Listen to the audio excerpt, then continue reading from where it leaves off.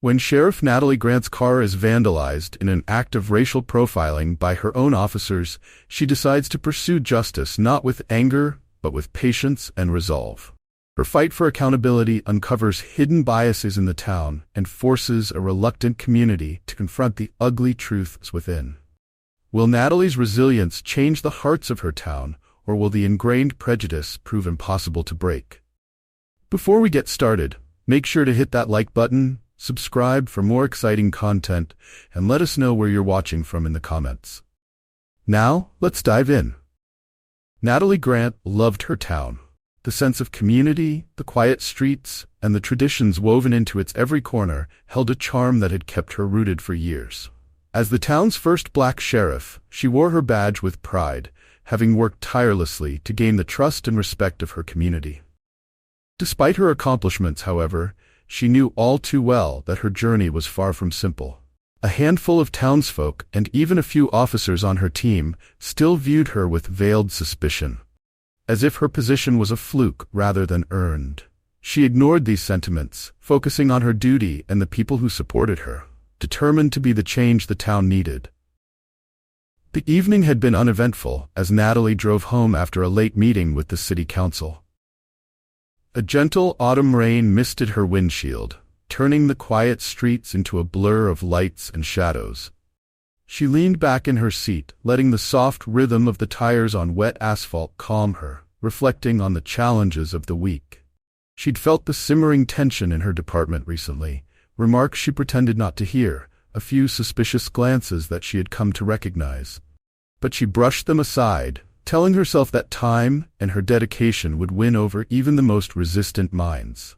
Her peace was shattered by the sudden blare of sirens behind her, sharp and piercing. The familiar flash of red and blue lights filled her rearview mirror, cutting through the rain-speckled darkness. She squinted, briefly disoriented. Why was she being pulled over? The thought was unsettling, and her mind immediately began to race. She was off duty and in her personal car, a simple black sedan with no official markings. Perhaps they didn't recognize her, or perhaps this was just a mistake. She sighed and pulled over, her mind moving quickly through the list of officers on duty that night. She didn't expect any issues, but there was a strange feeling in her gut.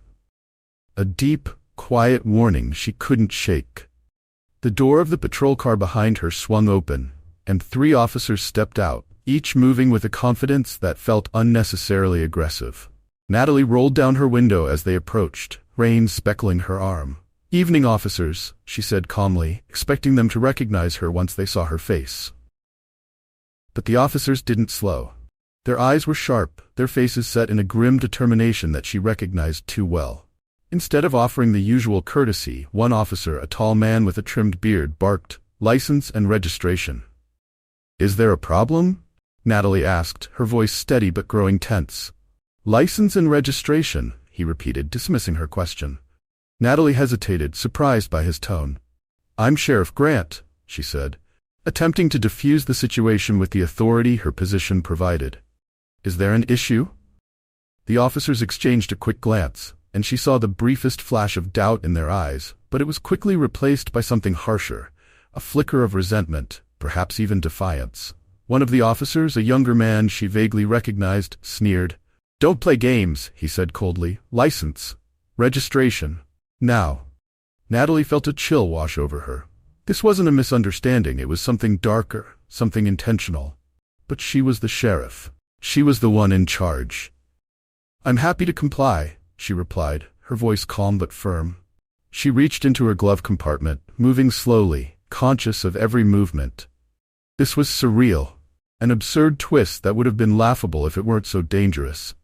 As she handed over her documents, she noted their disdainful glances, the way they barely looked at her ID before exchanging smirks, as if they still refused to believe her. It was infuriating, but she kept her anger in check. This was not the time to make a scene. One wrong word, one misstep, and the entire situation could spiral out of control. Her years in law enforcement had taught her that some confrontations were best handled with restraint. "You think this is funny?" the tall officer said, his voice laced with contempt. "Sheriff, huh? That's a good one." He tossed her license back through the window, and she watched as it fluttered to the passenger seat. She bit her tongue, keeping her face neutral. She had worked too hard to be where she was. She couldn't afford to lose control now.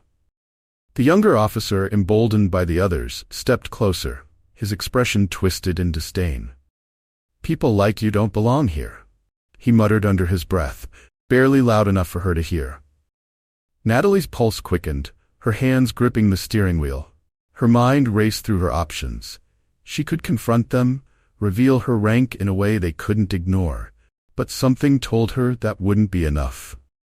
They were testing her, pushing to see how far they could go, how much she would endure. The officers lingered around her car, and then, with a quiet exchange of glances, they took things to an unimaginable level. Without a word, the tall officer stepped back and motioned to his partners, one of whom opened the trunk of their patrol car. Natalie's stomach twisted in disbelief as she watched them pull out a gas canister, the kind usually used in roadblocks or emergencies. The rain intensified, but she barely felt it, numb with shock as they began to douse her car. "Hey!" she shouted, unable to contain herself. "What do you think you're doing?" One of the officers shot her a look that chilled her to the bone. "Just a little reminder for folks who don't belong," he said, his voice dripping with a cruelty she hadn't anticipated. In an instant, they struck a match, and flames began to lick the edges of her car. The fire grew quickly, consuming the vehicle, its orange glow illuminating their faces in the dark. Natalie could see the twisted satisfaction in their expressions before they turned and walked back to their patrol car, leaving her in the rain, watching as the fire devoured her car. The officers drove off without a second glance, leaving her stranded on the side of the road, the fire casting eerie shadows around her. She stood there, drenched, her heart pounding as the flames crackled and spat, consuming her car. Anger welled up, fierce and unyielding, but she swallowed it, feeling its heat settle in her chest. This was more than just an assault on her vehicle. It was an assault on her dignity, her authority, and everything she had worked to build. Natalie knew that she couldn't let them win by reacting with anger. She was no stranger to hardship, to prejudice, and she understood that every choice she made would have repercussions. This was her town, her responsibility, and she would not be pushed aside or intimidated. As the rain poured down, slowly quenching the fire, she stood resolute, a quiet determination taking root. This fight would be different. She wouldn't confront them in a way they expected. She would pursue justice with the law and her integrity as her shield. It would take time, patience, and strategy, but she would make sure that the truth of this night, and the prejudice it revealed, would be brought to light. She would not only seek justice for herself, but expose the deep-seated biases that had allowed such behavior to go unchecked. With one last look at the smoldering remains of her car, Natalie turned and began the long walk home, her mind already weaving a plan. This was not the end of her story. It was only the beginning of a battle she was determined to win. Not just for herself, but for everyone who had been silenced by prejudice. Natalie's steps echoed down the wet, empty street as she made her way home, her thoughts racing. The memory of the fire and the officer's cold expressions replayed in her mind, but she forced herself to stay calm. She had a choice to make, and the repercussions of her actions would stretch far beyond herself. This town was her responsibility, and she had spent years building a bridge of trust with its people. Tonight had nearly destroyed that, but she was determined to rebuild, to confront the prejudice she had witnessed with grace and strength. The following morning, Natalie reached out to the two people she knew she could trust implicitly. Eva Diaz, her best friend and the editor of the local newspaper, and Reverend Carson, a respected figure whose empathy and wisdom had guided the community through countless challenges. They met in the small, cluttered back room of the church, the walls lined with books and mementos from the Reverend's decades of service. As she recounted the events of the previous night, Natalie felt the full weight of her anger and sadness, but she kept her voice steady. She told them every detail, from the moment the officers pulled her over to the sickening sight of her burning car. When she finished, Eva sat in stunned silence, her face pale.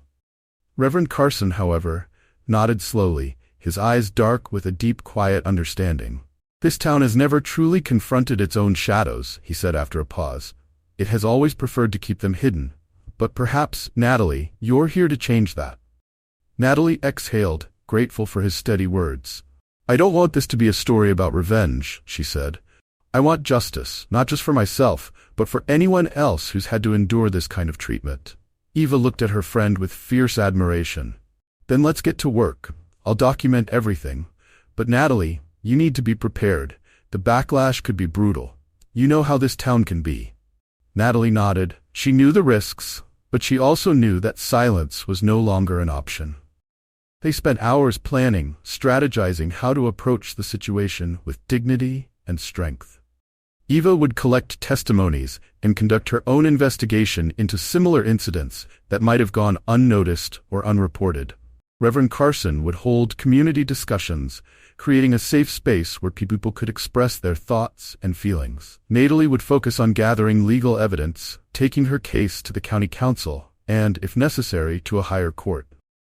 As the news of the incident began to circulate, the town's response was divided, just as they had feared. Some rallied around Natalie, expressing outrage and demanding accountability, their voices raised in support of a woman who had done nothing but serve them with loyalty. Others, however, whispered in shadows, calling her actions divisive and unnecessary. Some went so far as to suggest that Natalie was exaggerating, seeking attention and stirring up trouble for her own gain. The police department, meanwhile, was in turmoil. The officers involved in the incident were defensive, dismissing the story as a misunderstanding and accusing Natalie of overreacting.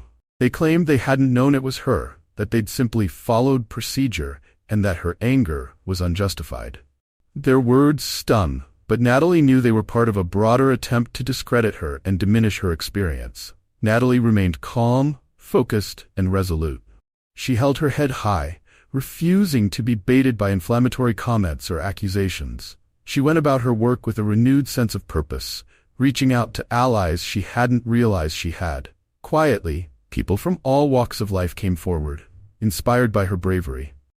They told her of their own encounters with prejudice, some recent, some buried in the past, but all painfully relevant. She listened, encouraged, and offered them the courage to speak out. During this time, Eva's investigation began to yield disturbing findings. There were records of complaints, cases that had been quietly dismissed or filed away, incidents that had never seen the light of day. The stories painted a troubling picture, revealing a pattern of behavior within the department that had been overlooked for far too long. Eva worked tirelessly, compiling every scrap of evidence, every name and date, creating a timeline that would be impossible to ignore. Reverend Carson's meetings, too, were bringing the community's hidden biases to the surface. The discussions were tense, often bordering on explosive, as people confronted their own beliefs and prejudices. Some came to these gatherings angry, insisting that Natalie was overstepping her bounds, that she should simply let it go and allow things to return to normal. Others spoke quietly but firmly, expressing gratitude for her bravery and revealing their own stories of discrimination and prejudice. One evening, as Reverend Carson wrapped up a particularly intense meeting, a young woman approached Natalie. She looked nervous, glancing over her shoulder as if afraid someone might overhear. "I just wanted to say, thank you," she whispered, her voice trembling. "My brother, he had a similar experience. He never reported it, but I think about it all the time. I'm glad someone's finally speaking up." Natalie smiled, squeezing the young woman's hand. "You're not alone," she said gently. "Your brother isn't alone. We're going to make things right, together." But as her support grew, so did the resistance. Graffiti appeared on the walls of the town hall one night, scrawled in large, angry letters, "Sheriff or troublemaker, you decide." The message was a clear attempt to cast doubt on her intentions, to paint her as an outsider who threatened the town's stability. Some locals even went as far as to hold small protests, insisting that she was ruining the town's reputation with her actions. Despite these attempts to undermine her, Natalie held firm. She knew that change was rarely welcomed by those who benefited from the status quo. The resentment was painful, but she drew strength from those who stood by her, from the stories of those who had faced discrimination in silence. She was no longer fighting for herself alone, She was fighting for everyone who had been marginalized, dismissed, or mistreated. As the days turned into weeks, Natalie continued her work with a quiet resilience that left a lasting impression on the town. Her resolve, her refusal to react with anger or bitterness, was impossible to ignore. Even those who initially doubted her began to question their assumptions, seeing in her strength something they had rarely witnessed before. One night, as she sat alone in her office reviewing the evidence Eva had gathered, she felt a deep sense of purpose settle over her. She was tired, worn down by the emotional weight of it all, but she knew that this fight was necessary. She was a symbol now, not just for herself, but for anyone who had ever been made to feel small or voiceless. And she would not let them down. The backlash from her department continued, but Natalie's reputation remained intact among those who truly knew her. She had proven time and again that she was committed to justice and integrity, and her quiet resilience spoke louder than any slurs or graffiti. Her allies grew in number, a coalition of people who believed in her and in the change she represented. With each passing day, the town found itself inching closer to a reckoning, forced to confront its own shadows. The seeds of change were planted, watered by Natalie's unyielding determination. She had taken the fire meant to destroy her and used it to light a path forward, one that others could follow. And as she left her office that night, stepping into the cool evening air, she felt a sense of calm and certainty. This was only the beginning. She would not rest until justice, real and true, was served, not just for herself, but for everyone who had suffered in silence. The tension in the town had become palpable, a slow simmer that seemed to hang in the air. Natalie had known that challenging the deep-seated biases of her community would be difficult, but the reality of it was harsher than she had anticipated. Her days had become a mixture of quiet battles and hidden victories, each one a step closer to the justice she sought, yet every victory met with resistance. She moved through her duties with a focused resolve, undeterred by the hostility around her. The graffiti, the whispered conversations, the sideways glances, they were all reminders of the invisible barriers she was fighting to break. The 3 officers involved in the incident had taken different paths since that night. The tall, imposing Officer Brady, who had seemed to lead the charge, maintained his defiance, insisting to anyone who would listen that he had done nothing wrong. His attitude, however, was beginning to wear on his family, and Natalie had heard whispers that his wife was struggling with the shame and guilt of his actions. Meanwhile, Officer Jackson, the younger man whose hostility had been most overt, had grown quieter, more withdrawn. Natalie had caught sight of him a few times, and his expression was one of discomfort, as if the reality of his actions had finally begun to seep into his consciousness. The 3rd officer, a woman named Officer Sanders, was the most conflicted. Unlike her partners, she had not been raised in the town, and had always felt like an outsider among her colleagues. She had come from a larger city, where diversity was the norm, and she often struggled with the values of the small community she now served. Since the incident, she had been plagued by doubt and guilt. Natalie saw it in her eyes the one time they crossed paths in the precinct, the way she couldn't meet her gaze, the way her shoulders sagged under the weight of unspoken remorse. It was in these moments, seeing the cracks in the facades of those who had wronged her, that Natalie felt the true power of her approach. She was not merely seeking justice. She was forcing the people around her to confront their own prejudices, their own silent complicity. And that, she realized, was a far deeper kind of victory. Eva's investigation had begun to shake the department's foundations. Her reports on similar incidents, cases that had quietly slipped through the cracks, were published in a series of articles that quickly became the talk of the town. The stories painted a disturbing picture of a pattern, not an isolated event, and it became harder for people to ignore the undercurrent of prejudice that had been present all along. Reverend Carson's meetings continued, each one a microcosm of the broader conflict.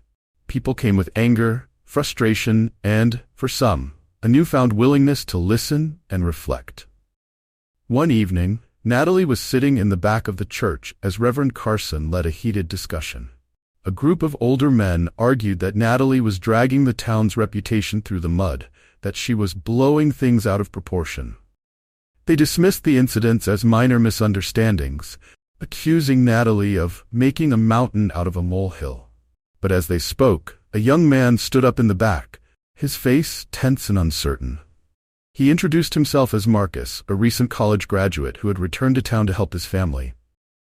"I don't know if any of you have ever felt what it's like to be looked at like you don't belong," he said, his voice trembling slightly. "But I know I have.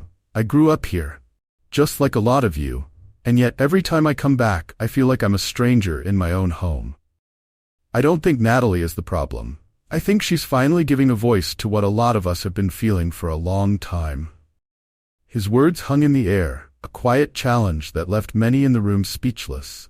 Reverend Carson nodded, offering Marcus a supportive smile. Natalie felt a surge of hope, her heart swelling with pride. She had known that her fight would resonate with people, but hearing it spoken aloud, seeing the bravery of others begin to blossom, was more than she had anticipated. The police department's reaction, however, was a different story. The chief, a man who had spent his entire career maintaining the town's reputation, was growing increasingly uneasy. He had been careful to keep his distance from Natalie since the incident, but his silence spoke volumes. Privately, he held meetings with department heads, trying to contain the growing discontent.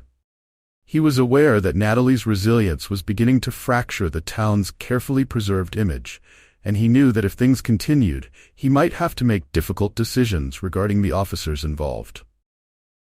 One afternoon, Chief Marshal called Natalie into his office. She could sense his discomfort as he motioned for her to sit.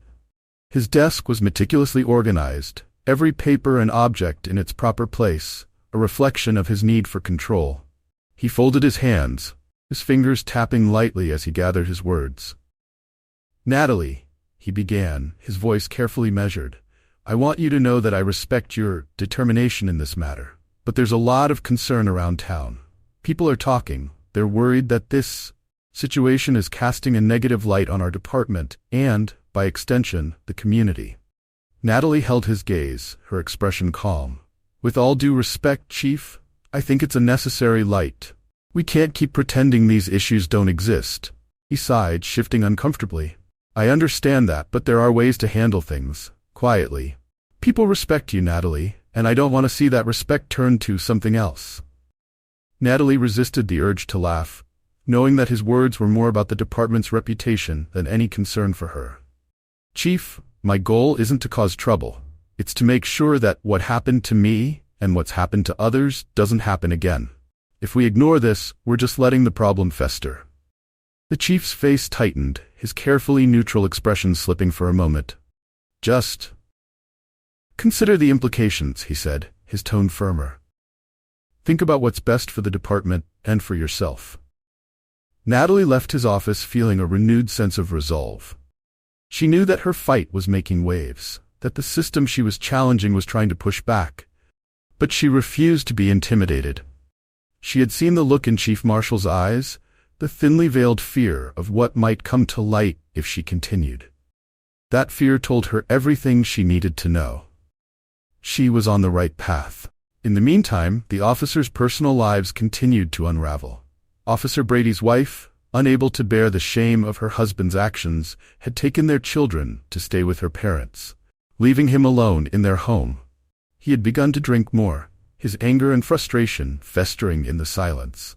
Officer Jackson, the youngest of the three, had grown withdrawn, his former bravado replaced by an uncertainty that left him adrift.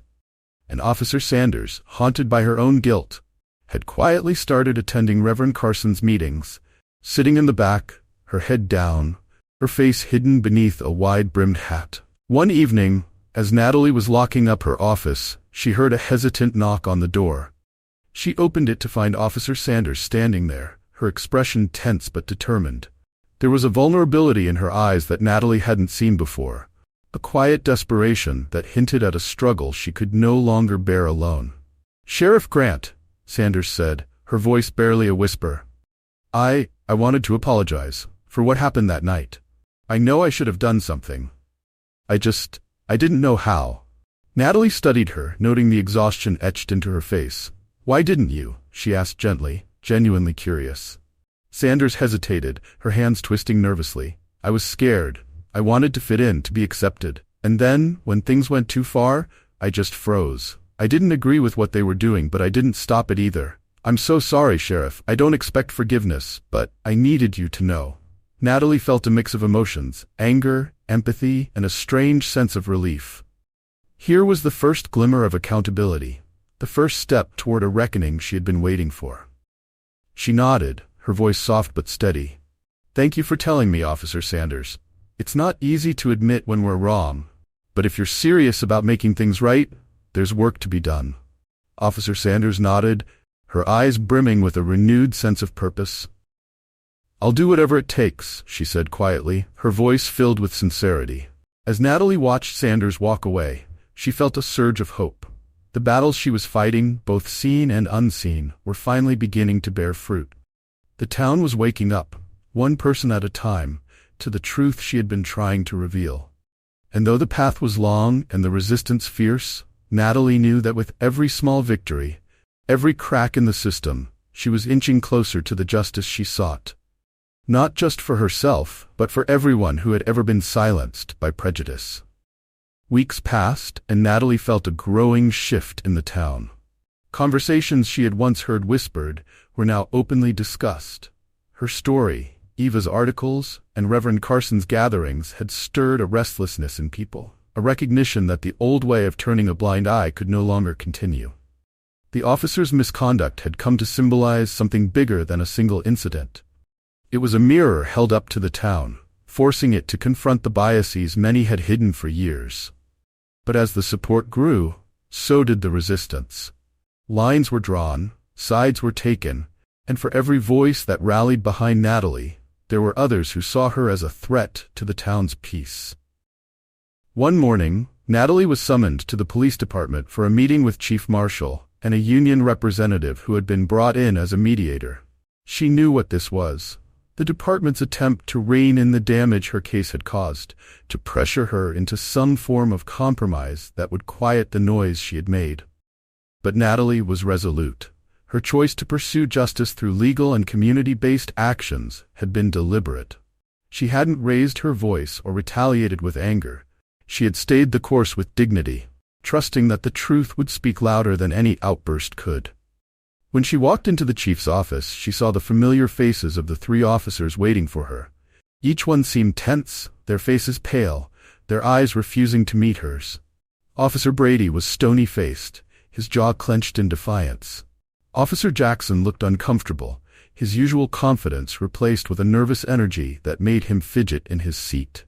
Officer Sanders sat quietly, her face a mixture of shame and determination. Chief Marshal cleared his throat, gesturing for Natalie to sit. "Thank you for coming, Sheriff Grant," he began, his voice carrying a forced politeness. "This meeting is an opportunity for everyone involved to air their grievances, clear up any misunderstandings, and ideally, find a resolution." Natalie looked at him, unfazed. "I think it's pretty clear what happened, Chief. I'm not here to ease anyone's conscience. I'm here for accountability." The union representative, a middle-aged man with a weary expression, nodded. "Sheriff Grant, we understand the seriousness of this situation. But let's be honest, this case has divided the town, and the longer it drags on, the more it damages both the department and the community as a whole." Natalie's gaze didn't waver. The community is only divided because some people refuse to acknowledge the truth. Pretending this didn't happen or sweeping it under the rug won't bring us any closer to unity. There was a silence, tense and heavy, as her words sank in. Officer Sanders shifted uncomfortably, her guilt evident. Natalie saw it, the remorse in Sanders' eyes, and it gave her a small measure of hope. But the others remained guarded, unwilling to confront the reality of their actions. Finally, Officer Sanders spoke, her voice soft but steady. "Sheriff Grant, Natalie, I'm truly sorry for what happened. I was wrong, and I know I should have done something to stop it. I was afraid, but that doesn't excuse what I allowed to happen. I'll do whatever it takes to make amends." Her words hung in the air, and for a moment there was a flicker of something, regret, maybe, in the eyes of the other two officers. Natalie nodded, acknowledging Sanders' apology. "Thank you, Officer Sanders. Owning up to your actions is the first step toward healing. But words alone won't fix this. Actions matter. The union representative seized on this, his tone hopeful. Perhaps then we can come to an agreement. A public apology, community service, and training sessions on cultural sensitivity for the entire department. This way we address the issue without dragging it further into the courts. Natalie considered his proposal, weighing it carefully. While she wanted justice, she also wanted change. This was an opportunity to hold these officers accountable in a way that would have a tangible impact on the community. But there was one more thing she needed. "I want transparency," she said, her voice firm. "This can't just be an apology and training. The community deserves to see that the department is committed to real change. I want these officers involved in outreach programs, working with the very people they've hurt, hearing their stories, understanding their struggles. That's non-negotiable." Chief Marshal's expression tightened, but he nodded reluctantly. "That can be arranged." Natalie turned her gaze toward Brady and Jackson, challenging them to respond. "You've had time to think about what you did. This isn't just about me, it's about the community you're supposed to protect. Do you have anything to say?" Brady looked away, his jaw clenched, clearly wrestling with his pride. Jackson, however, finally met her gaze. I didn't understand," he said, his voice barely a whisper. I thought we were just doing our job, but seeing everything come to light, I see now that we crossed a line. I don't expect forgiveness, but I'll do what's required." Natalie watched him, sensing a sliver of sincerity. She could see that he was struggling, grappling with the realization that his actions had lasting consequences. It was a start, if only a small one. The union representative leaned forward, sensing an opening. "Then we're agreed. There will be a public apology, mandatory cultural sensitivity training, and community outreach. I'll oversee this personally to ensure that it's followed through." Natalie nodded, satisfied with the outcome. This wasn't a complete victory, but it was a meaningful step in the right direction. She knew that true change would take time, that the scars of prejudice didn't heal overnight. But this was progress, a chance for the community to start repairing the damage.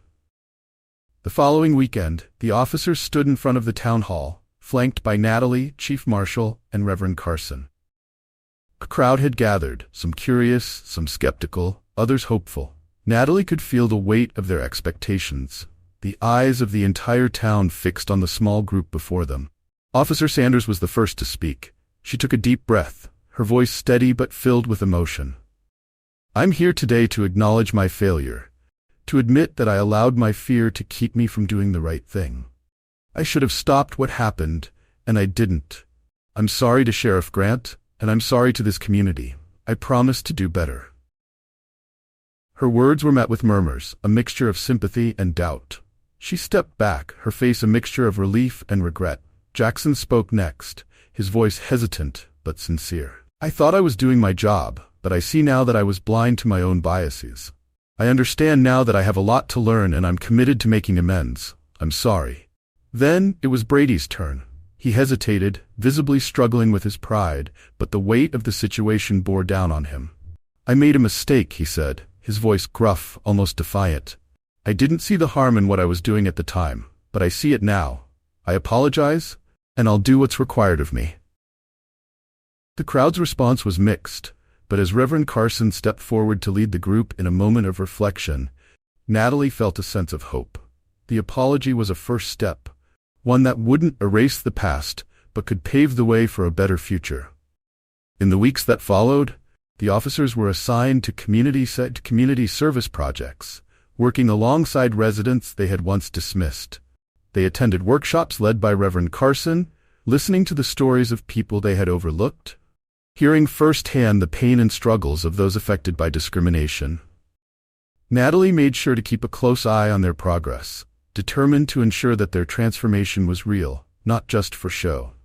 Over time, she saw subtle changes in the officers' demeanor. Brady's defiance softened, replaced by a quiet humility. Jackson became more engaged, asking questions, seeking to understand the people he had once viewed with suspicion. Sanders, perhaps the most impacted, began volunteering her time outside of her required hours, visiting schools and youth programs, sharing her story as a lesson in accountability and growth. For Natalie, the experience was both exhausting and rewarding. She had set out for justice, and she had found it. But more importantly, she had sparked a change that was reaching beyond herself, beyond her case. She had helped the town to see itself honestly, to confront the difficult truths that had long been hidden in plain sight. She knew there would still be challenges, that there would be people who resisted, who clung to the comfort of old biases. But she also knew that she had done something meaningful, something lasting. One evening after a community meeting, Natalie found herself standing on the hill overlooking the town. The lights below twinkled in the twilight, a reminder of the quiet resilience of her community. She took a deep breath, feeling the satisfaction of a battle well fought, knowing that her work was far from over, but that she had made a difference. She had taken the fire meant to destroy her and turned it into a light for others, and in that light the town began to heal, one step at a time. Months had passed since the public apology and the community service began. The once divided town had settled into a quieter, more contemplative phase, where people spoke openly and respectfully, often for the first time, about issues of race, justice, and community. Community events were more inclusive, with people of different backgrounds coming together, connecting in ways that had once felt impossible. Local businesses, inspired by the change in the town's culture, started diversity initiatives, hiring more inclusively and providing training on cultural awareness. The youth, inspired by Natalie's story, began forming their own advocacy groups, determined to carry on her legacy. Eva published a final article in her series, a reflection on the journey the town had taken, calling it A Quiet Fire. She wrote about Natalie's resilience, the officers' paths toward accountability, and the ripple effect that had transformed the community. Her words were a tribute to the quiet strength that had fueled it all, the quiet fire that Natalie had sparked and that had spread through every corner of their lives. One day, as Natalie walked through the town square, she noticed a mural that had been painted on one of the old brick walls. It depicted a figure standing tall, surrounded by images of unity and compassion. She recognized herself in that figure, but more than that, she saw her entire community reflected in the art. It was a symbol of resilience, of a town that had chosen to confront its past and move toward a better future. As she stood there, a crowd began to gather, and Reverend Carson approached her, his eyes twinkling with pride. "It's fitting, don't you think?" he said, gesturing to the mural. "A reminder of where we've been and where we're going." Natalie felt a deep peace settle over her. The fight had been hard, the sacrifices many, but she had brought her town to a place she could be proud of. She nodded, her voice soft but firm. "It's more than I ever hoped for." The community cheered, and Natalie felt herself smile, filled with a quiet joy that had replaced the anger and pain she had once carried. The journey had been long and difficult, but it had led her here, to this moment, surrounded by people who understood that real change was only possible when everyone, even those who had erred, was willing to listen, to grow, and to transform.